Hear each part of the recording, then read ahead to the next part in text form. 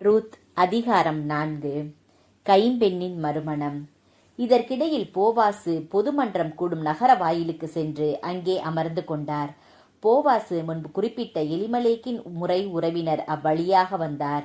போவாசு அவரை பெயர் சொல்லி அழைத்து, இங்கே வந்து சற்று உட்காரும் என்றார். அவரும் அவ்வாறே அருகில் வந்து உட்கார்ந்தார்.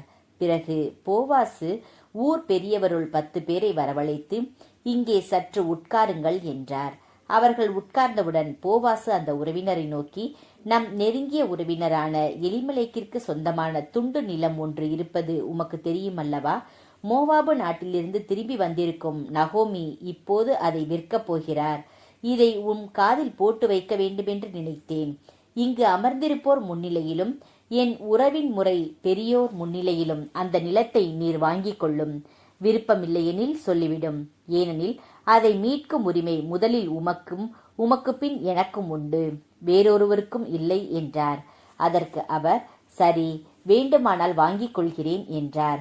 போவாசு அவரிடம், ஆனால் நகோமியிடமிருந்து இந்த நிலத்தை நீர் வாங்கும் நாளில் இறந்தவனின் மனைவியான மோவாபிய பெண் ரூத்தை மனைவியாக ஏற்றுக்கொள்கின்றீர் என்பதை தெரிந்து கொள்ளும்.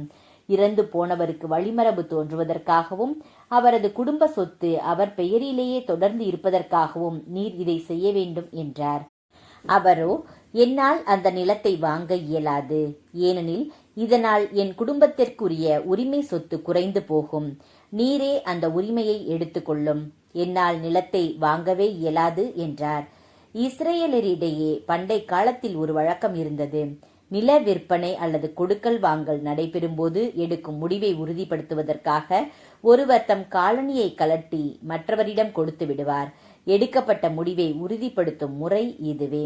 அவ்வாறே அந்த முறை உறவினர் போவாசிடம், நீரே வாங்கிக் கொள்ளும் என்று சொன்னபோது அவர் தம் காலணியை கலற்றி அவரிடம் கொடுத்தார். அதன்பின் போவாசு அங்கிருந்த பெரியோரையும் மற்றெல்லாரையும் நோக்கி, நான் எலிமலேக்கிற்கு கிலியோன் மக்லோன் ஆகியோருக்கு உரிமையான அனைத்தையும் நகோமியிடமிருந்து வாங்கிவிட்டேன். இதற்கு இன்று நீங்களே சாட்சி. மேலும் மக்களோனின் மனைவியாயிருந்த மோவாபிய பெண் ரூத்தை என் மனைவியாக ஏற்றுக்கொள்கிறேன். இறந்தவரின் உரிமை சொத்து அவர் பெயரிலேயே தொடர்ந்து இருக்கவும் அப்பெயர் அவருடைய உறவின் முறையிலும் ஊரிலும் நீடித்திருக்கவும் இதை செய்கிறேன்.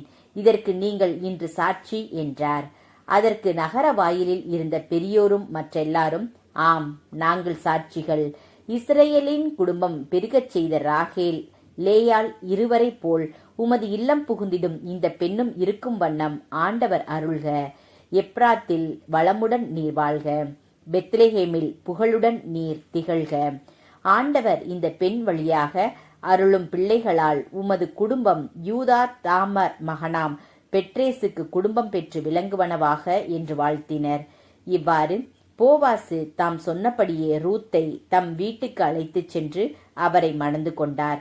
அவர்கள் கூடி வாழ்ந்தபோது அவர் கருத்தரிக்க ஆண்டவர் அருள் கூர்ந்தார். ரூத் ஓர் ஆண் மகவை பெற்றெடுத்தார். ஊர் பெண்கள் நகோமியை பார்த்து, ஆண்டவர் திருப்பெயர் போற்றி போற்றி, உன்னை காக்கும் பொறுப்பினை உடையான் ஒருவனை அவர்தாம் அருளியுள்ளாரே. இஸ்ரேலின் அவனது பெயரும் புகழும் ஓங்கி திகழ்வதாக. புது வாழ்வுனக்கு அன்னவன் தருவான், முதுமையில் உனக்கு அன்னமும் அளிப்பான். உன்பால் கொண்ட அன்பால் உனக்கு மைந்தர் எழுவரின் மேலாய் விளங்கும் மருமகள் அவனை ஈன்றவள் அன்றோ என்று வாழ்த்தினார்கள். நகோமி குழந்தையை கையில் எடுத்து மார்போடு அணைத்து கொண்டார். அவரே அதை பேணி வளர்க்கும் தாயானார். சுற்றுப்புற பெண்கள் நகோமிக்கு ஒரு மகன் பிறந்துள்ளான் என்று சொல்லி அவனுக்கு ஓபேது என்று பெயரிட்டார்கள். அவனே தாவீதின் தந்தையான ஈசாயின் தந்தை. பெட்ரேசின் வழித்தோன்றல்களின் அட்டவணை இதுவே. பெட்ரேசுக்கு எட்சரோன் பிறந்தார். எட்சரோனுக்கு இராம் பிறந்தார். இராமுக்கு அபிமதானோ பிறந்தார். அபினதாமுக்கு நகுசோன் பிறந்தார். நகுசோனுக்கு சல்மோன் பிறந்தார். சல்மோனுக்கு போவாசு பிறந்தார். போவாசுக்கு ஓபேது பிறந்தார். ஓபேதுக்கு ஈசாய் பிறந்தார். ஈசாக்குக்கு தாவீது பிறந்தார்.